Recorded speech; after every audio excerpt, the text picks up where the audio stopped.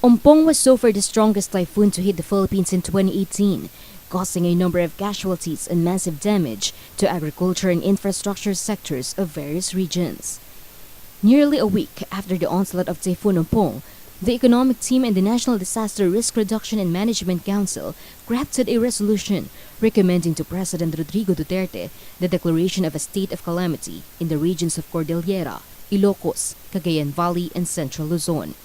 The proposal came after the Council established the conditions necessary for such declaration, according to Neda Undersecretary for Regional Development Adoracion Navarro.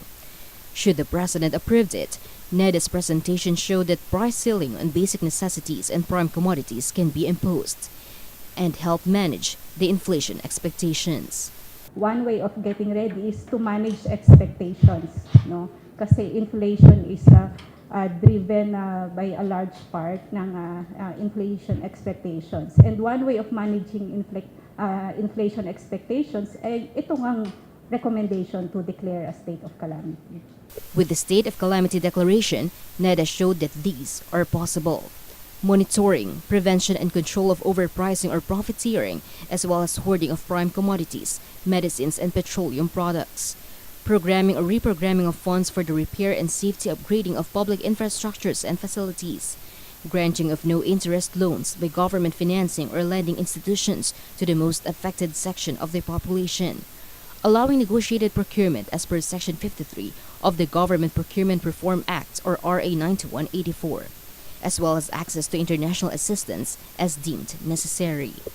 The declaration is important not only to utilize that standby facility.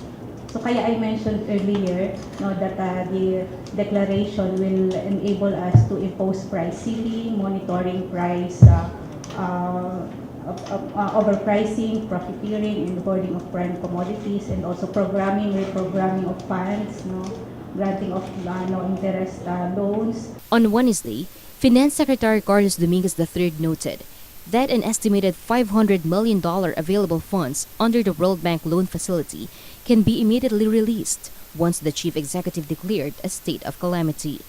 The Finance Department said the loan, which is payable in 25 years, would augment the budget for the disaster relief and rehabilitation efforts for Ompong-Hit areas.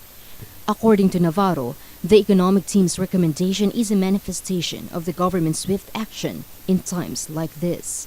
For GNN, the Global News Network, this is Honilin Bisco.